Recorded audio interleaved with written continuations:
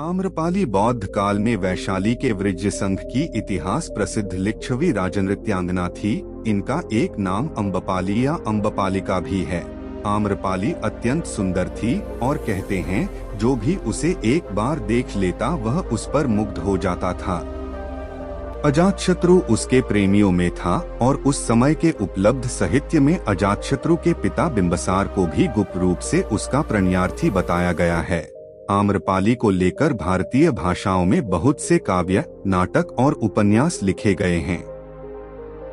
एक बार की बात है, महात्मा बुद्ध अपने शिष्यों के साथ घूमते हुए वैशाली नगरी में पहुँचे। वैशाली को उस समय 16 महाजनपदों में एक महत्वपूर्ण जनपद माना जाता था, जिसकी ख्याति दूर दूर तक फैली हुई थी।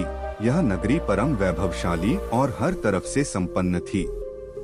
महात्मा बुद्ध के आने की बात पूरे नगर में फैलते देर न लगी।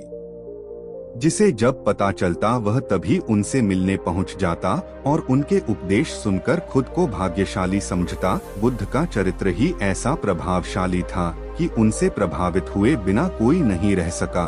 उस नगर की गणिका और राजनर्तकी आम्रपाली भी बुद्ध से मिलने की इच्छुक थी। वह खुद महात्मा बुद्ध के पास चलकर आई और उन्हें अपने घर भोजन के लिए आमंत्रित किया। उसने इतने सरल और प्रेम भाव से बुद्ध से विनती की कि बुद्ध मना नहीं कर सके। जब यह बात उनके शिष्यों को पता चला कि महात्मा बुद्ध ने एक गणिका का आमंत्रण स्वीकार किया है, तो सबने इसका विरोध किया। महात्मा बुद्ध ने बड़ी सरलता से अपने शिष्यों से कहा, मैंने तो उसकी प्रेम भावना देखी। उसने जिस भावना से मुझे बुलाया है वह बिल्कुल पवित्र और निश्चल था। वह आज मुझसे मिलने एक गणिका बनकर नहीं बल्कि एक भक्ति भाव से आई थी। फिर भला मैं कैसे उसका आमंत्रण स्वीकार न करता, वह चाहे एक वेश्या हो या फिर कोई सन्यासी। यथासमय बुद्ध आम्रपाली के घर भोजन के लिए गए। वह पहले से ही भोजन की सारी व्यवस्था करके भगवान बुद्ध के आने की राह देख रही थी। मन में यह विचार भी आ रहा था कि कहीं बुद्ध अपनी बात से मुकर न जाए। इतने बड़े सन्यासी भला क्यों एक वेश्या के बुलाने पर उसके घर आकर भोजन करेंगे।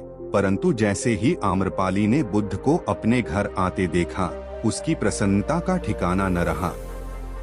वह दौड़कर दरवाजे पर गई और उनका स्वागत किया। खुद अपने हाथों से भोजन परोसा और उनकी आवभगत की। महात्मा बुद्ध के शिष्यों ने जो उनके साथ आए थे, जब एक वेश्या को, जिसके कदमों में खुद सम्राट बिंबसार से लेकर अजातशत्रु थे, पूरी वैशाली जिसके एक झलक पाने के लिए तरसती थी, उसे एक सन्यासी के लिए ऐसा व्यवहार करते देख बुद्ध के शिष्यों के मन में अपने गुरु के लिए सम्मान और ज्यादा बढ़ गया। आम्रपाली ने महात्मा बुद्ध के व्यक्तित्व के बारे में जैसा सुना था, उनसे मिलने के बाद वह उससे ज्यादा प्रभावित हुई और उसी समय वह बुद्ध की शरण में चली गई।